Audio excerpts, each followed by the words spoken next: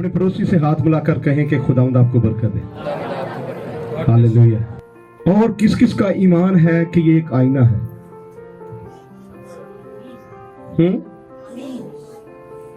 जब हम आईने के सामने जाते हैं तो हमारी खामियों का पता चल जाता है। हालेलुया। हम शीशे के जब सामने जाते हैं तैयार होने के लिए तो हमें पता चलता है कहां कहां हमारे निशान पड़े। और आज हम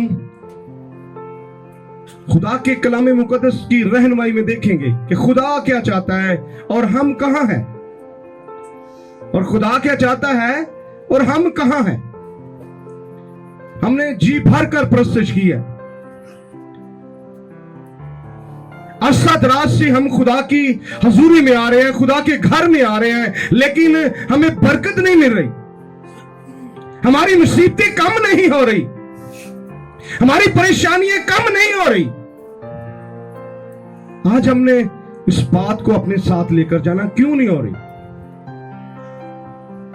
क्योंकि हम जैसे खुदा की हजूरी में आते हैं वैसे ही हम खुदा की हजूरी से वापस चले जाते हैं। जिस तरह हमें दुआ करना चाहिए हम दुआ नहीं करते, जिस तरह हमें खुदा के साथ वक्त गुजारना चाहिए हम खुदा के साथ वक्त नहीं गुजारते। आज बड़ी खूबसूरत सिंपल सा कलाम है, हम इस पर गौर करेंगे। तो आए मेरे साथ दूसरी तवारीख 29 बाब उसकी 10 आयत देखेंगे। हम 10 आयत में लिखा है, अब मेरे दिल में है कि खुदावंद इस्राएल के खुदा के साथ अहद बांधूं। ये बड़ी खूबसूरत बात है। खुदा का बंदा हिजकिय्याह अपने लोगों को सिखाता है कि अब मेरे दिल में है कि हम क्या करें, खुदा के साथ अहद बांधे।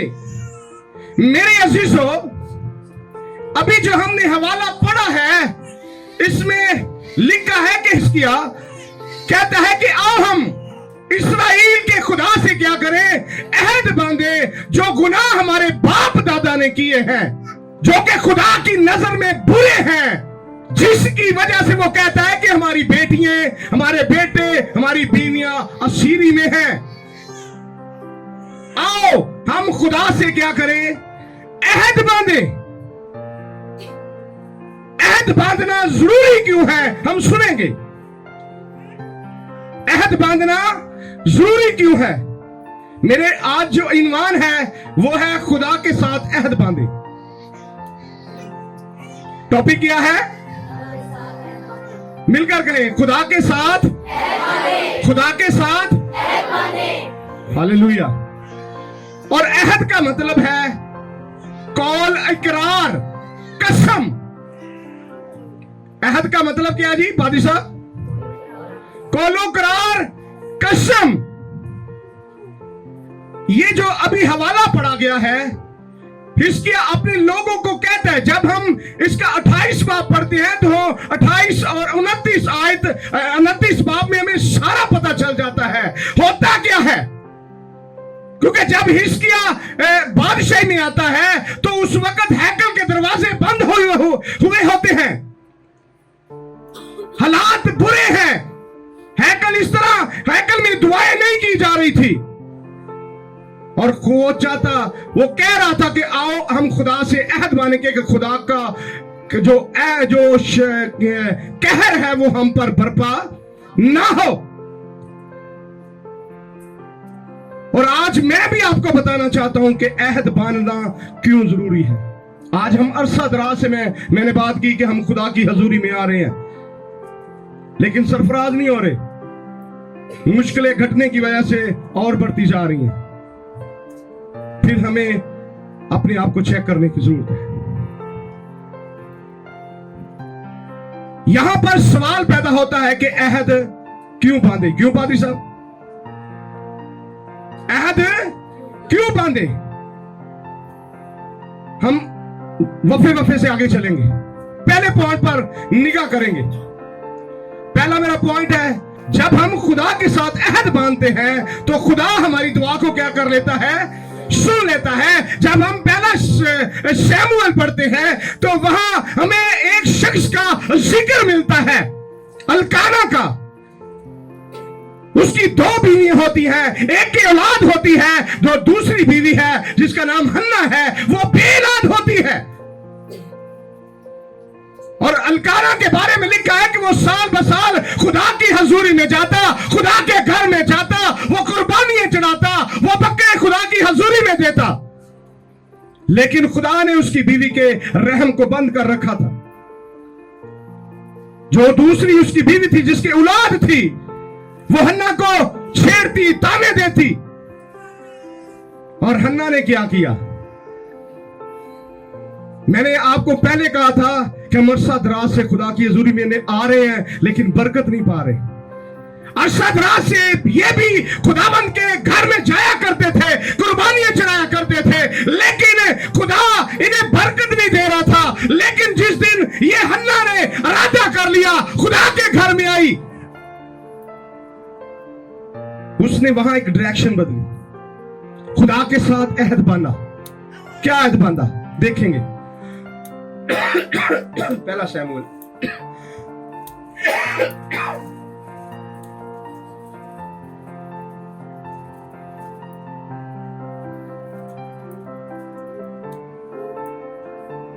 ग्यारह से देखेंगे हम। और उसने मन्नत मानी और कहा, मैं बात कर रहा हूं कि ये हर साल खुदावंद की हजूरी में जाया करते थे, खुदावंद के हैकल में जाया करते, जिस तरह हम संडे के संडे खुदावंद के हजूरी में आते हैं। लेकिन हमारी बरकतें ज्यादा होने की वजह से कम होती जा रही है। तो आज हमें चेक करने की जरूरत है, आज हमें भी इस तरह सोचने की जरूरत है।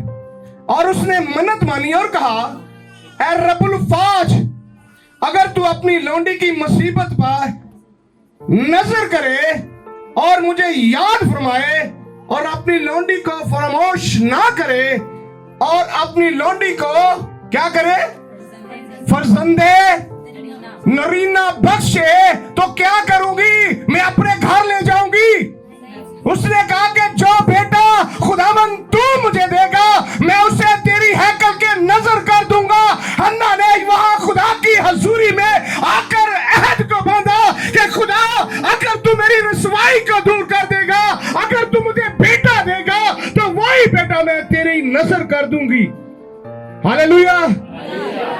खुदा के साथ इस बात का क्या किया, उसने अहद बांधा कि खुदा, जो बेटा तू मुझे देगा, मैं इसे तेरी नजर कर दूंगी। आज हम अपनी हालत पर देखें,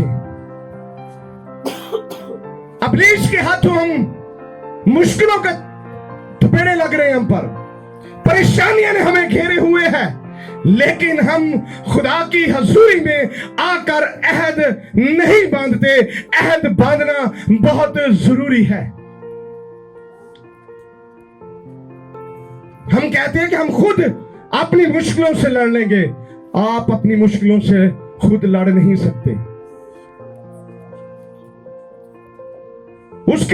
उसको हम देखते हैं कि वो खुदा की हजूरी में जाती और रोती कि खुदा, मेरे पास औलाद नहीं है, मेरी सौतन मुझे छेड़ती है, ताने देती है, मेरी रसवाई को दूर कर।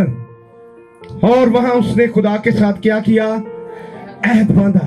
आज हमें भी अहद बांधने की जरूरत है। अगर आज हम फेलियर का शिकार हैं, तो आज हमें अहद बांधने की जरूरत है, खुदा के साथ कमिटमेंट करने की जरूरत है। Hallelujah, hallelujah. और दूसरा मेरा पॉइंट है, अहद बांधने से कामयाबी मिलती है। अहद बांधने से कामयाबी मिलती है। कौन कौन है जो कामयाब होना चाहता है? सारे होना चाहते हैं। तो अहद नहीं बनना चाहते। इफ्ता के बारे में कौन जानता है? इफ्ता कसबी का बेटा था। किसका? कसबी का बेटा था। जब हम 11 बाब मुकम्मल पढ़ते हैं तो हमें पता चलता है कि उसके भाई उसे निकाल देते हैं।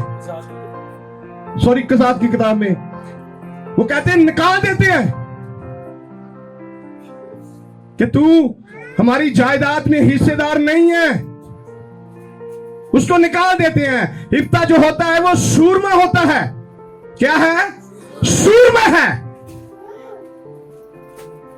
और वहां इस्राएल को गैर कौमें घेर लेती हैं, बड़े थपेड़े लगते हैं, मुश्किल हालात होते हैं। आखिर उन लोगों को इफ्ता को बुलाने की जरूरत पड़ जाती है। इफ्ता जब इस सारे हालात से वाकिफ होता है तो मेरे अजीजों, इफ्ता को अपने सूर में होने पर फख्र नहीं था। फख्र था कि मैं जिस पर ईमान रखता हूं वो सब कुछ कर सकता है। हालेलुया। उसने भी खुदा के हजूर जाकर क्या किया? मन्नत मानी कि खुदावंद अगर बनिया अमून का तो मेरे हाथ में कर दे, तो जो सबसे मेरे घर से सबसे पहले मेरे इस्तकबाल को निकलेगी, मैं तेरी नजर कर दूंगा। देखें, उसने अहद बांधा और आगे जंग हुई और खुदा ने बनियामीन को, बनियामून को उसके क्या कर दिया? हाथ में कर दिया। और अहद बांधने से, मैं आपको बताता हूं, अहद बांधने से कामयाबी हासिल होती है। हालेलुया। जो जंग बड़े अरसे से वो हार रहे थे बार बार, उसने अहद बांधा और वो जंग जीत गए। अगर आप मुश्किल की जंग को जीतना चाहते हैं, परेशानी की जंग को जीतना चाहते हैं, दुखों की जंग से आजाद होना चाहते हैं, कर्जों की जंग से आजाद होना चाहते हैं, तो यीशु मसीह से अहद बांधना शुरू कर दें। हालेलुया। यीशु से अहद बांधे कि खुदावंद मैं अहद बांधता हूं। मैं आपको बताता हूं खुदा का बंदा है यकूब के बारे में। यकूब का मतलब है चीटर। यकूब जब बरकत लेकर निकला ना, तो एक जगह पर बियाबान में ठहर गया, वो सो गया। वहां उसने ख्वाब देखी और वहां लिखा है कि उसने मन्नत मानी। मन्नत क्या मानी है? बड़ी खूबसूरत बात है, उसने मन्नत मानी है। पैदाइश 28 करें फैसल, उसकी 20 आयत जरा पढ़ने में रहनुमाई करें। 28-20। हाँ जी, गौर से सुनिए जी। मैं उस बात पर आपकी तवज्जो दिलाना चाहता हूं जिससे आपको बरकत मिलनी है। ये बच्चे जो है ना बातें कर रहे हैं, ऐथों सुन के फोर हो जानी है सारा कुछ ही। खुदा के कलाम में यूं लिखा है, और याकूब ने मन्नत मानी। याकूब ने क्या कहा? मन्नत मानी। और कहा कि अगर खुदा मेरे साथ रहे, अगर खुदा मेरे साथ रहे।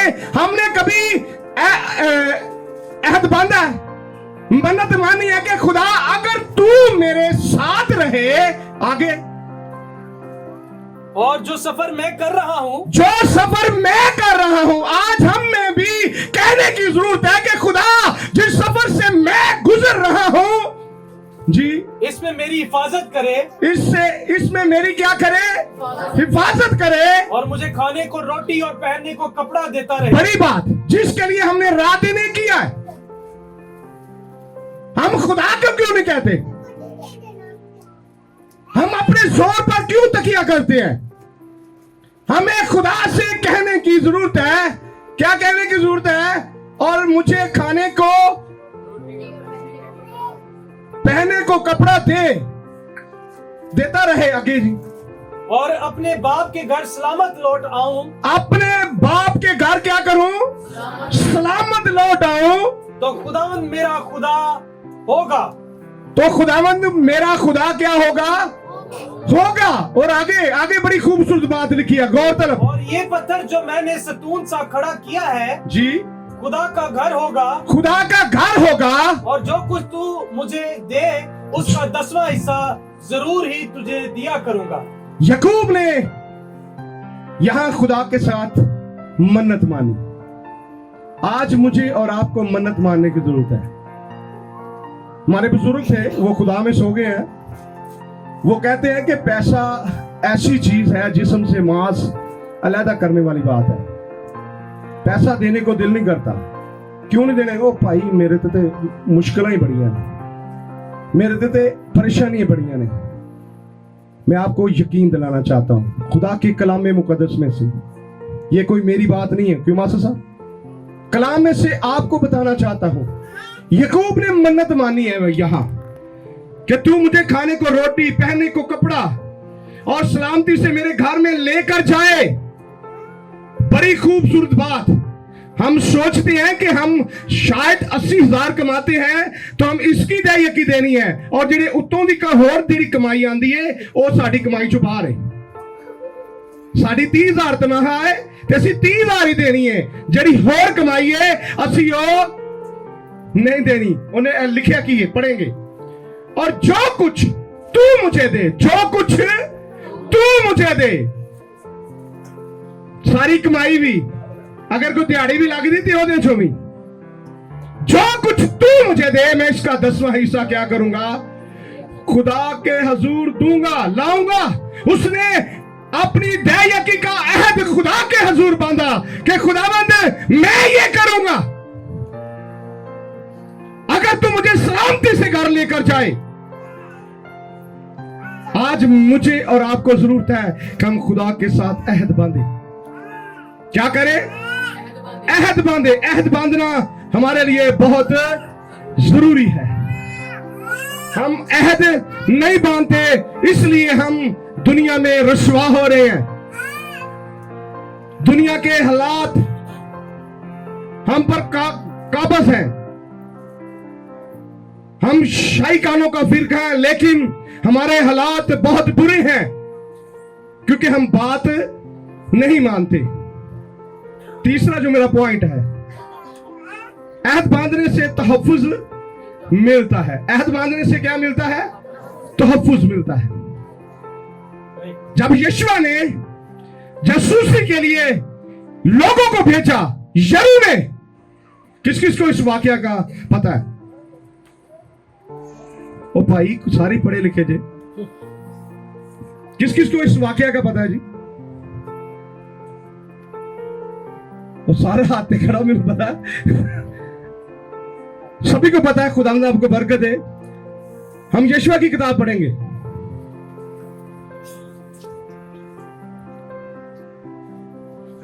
अहद बांधने से क्या मिलता है? कौन कौन लेना चाहता है तहफ्फुज? सारे लेना चाहते हैं क्या? 2-3 ही लेना चाह रहे हैं? हाँ जी।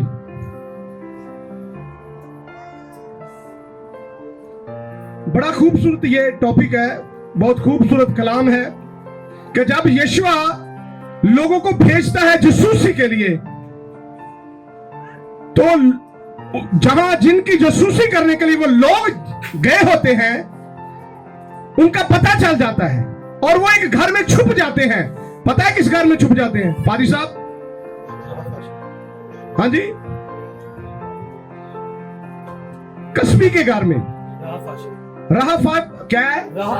रहब फाशा के घर में छुप जाते हैं, पनाह ले लेते हैं। और वो छुप जाते हैं वहां। जब वो पीछा करते हुए निकल जाते हैं तो फिर वो, क्योंकि उसका घर जो है द्वार पर बना होता है, और वो जो जासूसी करने आए होते हैं उनको वहां से निकाल देती है। निकालने से पहले वो वहां एक बात करती है उनसे। उन्हें पता है कि ये इस्राएल के लोग हैं। इस्राएल जिधर जाता है खुदा इन्हें फतह देता है। वो इस बात को जानती है। देखेंगे, जरा पढ़ेंगे फैसल।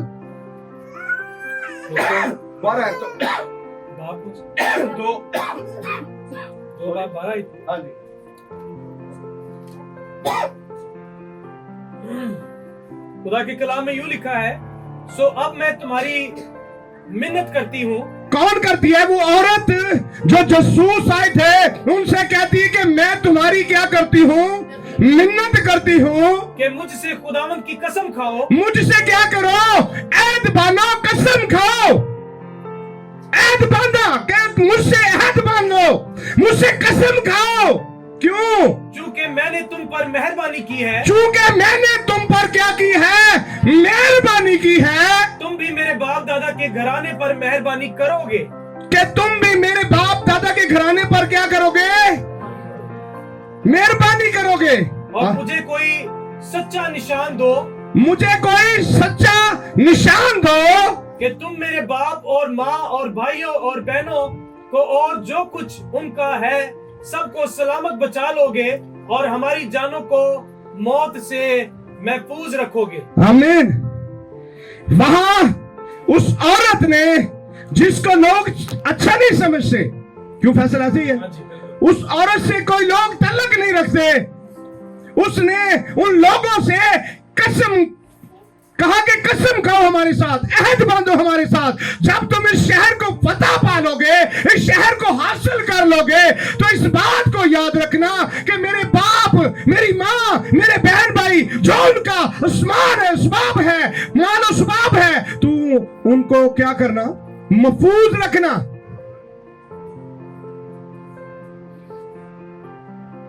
तो तीसरा पॉइंट क्या था मेरा? अहद क्या करता है? अहद बांधने से तहफ़्फ़ुज़ मिलता है। देखिए, उन्होंने उनसे कहा कि हमसे क्या करो? कसम खाओ। क्या करो? कसम खाओ। उन्होंने कसम खाई, वहां अहद बांधा उस औरत से, और जब वो उस शहर को फतह कर लिया, हम छठा बाब देखते हैं। छठे बाब में बड़ी खूबसूरत बात लिखी है। जब उस शहर को वो फतह कर लेते हैं तो छठा बाब उसकी 22 आयत में बड़ी खूबसूरत बात लिखी है। यहां लिखा है, फैसल पढ़ेंगे जी। और यीशु ने उन दोनों आदमियों से जिन्होंने उस मुल्क की जासूसी की थी, सुने, यीशु ने क्या कहा? उन दोनों आदमियों को दोबारा पढ़े जी, सुना नहीं है इन्होंने। दोनों आदमियों से जिन्होंने उस मुल्क की जासूसी की थी, कहा हाँ जी कि उस कस्बी के घर जाओ। उस कस्बी के क्या करो? घर जाओ, क्योंकि तुमने उनके साथ अहद बांधा था, कसम खाई थी जी। और वहां से जैसी तुमने उससे कसम खाई है, जैसे तुमने उससे कसम खाई है, उसके मुताबिक उस औरत को और जो कुछ उसके पास है सबको निकाल लाओ। सबको क्या करो? निकालो। जब शहर फतह हो गया तो मर्दे खुदा ने उन लोगों को जो जासूसी करने गए थे, उनको ही कहा कि जैसी ऐद तुमने उनसे बांधा है, उसी के मुताबिक उस औरत को सलामती से लेकर आओ। आगे। तब वो दोनों जवान जासूस अंदर गए और राहब को और उसके बाप और उसकी माँ और उसके भाइयों को और उसके असबाब, बल्कि उसके सारे खानदान को निकाल लाए और उनको बनी इस्राएल की खेमागाह के बाहर बिठा दिया। आमीन। अंदर क्यों नहीं बिठाया? क्यों? बाहर बिठा दिया। अगर आज आप अपनी जिंदगी में, अपने खानदान की जिंदगी में तहफ़्फ़ुज़ चाहते हैं, तो खुदा के साथ अहद बांधना शुरू कर दें। अहद जब आप बांधेंगे तो आपकी नस्लें तब्दील हो जाएंगी। हालेलुया। आप जीरो से हीरो हो जाएंगे। Hallelujah, hallelujah. यहां उसने, उस औरत को पता था कि ये इस्राएल के लोग जिधर भी जाते हैं खुदा इन्हें सरफराज करता है। अगर ये आए हैं तो ये खुदा इनको शहर दे देगा। उन्हें पता सी, उन सानों भी पता है कि यीशु ने कहा कि आसमान और जमीन का कुल इख्तियार मेरे पास है, लेकिन असं यीशु की गल नहीं मानते। उन्हें कहा कि तुम्हारा दिल ना घबराए, तुम खुदा पर ईमान रखते हो तो मुझ पर भी ईमान रखो। ये उसकी बात है जिसने मुझे और आपको अपने खून से खरीदा। वो कह रहा है कि अपनी सारी फिक्रें मुझे दो, क्योंकि मुझे तुम्हारी फिक्र है। आज हमारी जिंदगी में मेरे अजीजों बहुत जरूरी है कि हम खुदा के साथ अहद बांधें। अहद जब हम बांधेंगे तो यकीन जाने खुदा आपको बरकत देगा, आपके खानदान को बरकत देगा। जिस तरह का आप खुदा से अहद बांधेंगे, खुदा उस तरह आपकी जिंदगी में काम करेगा। इस कलाम के वसीला से खुदा आपको बरकत दे।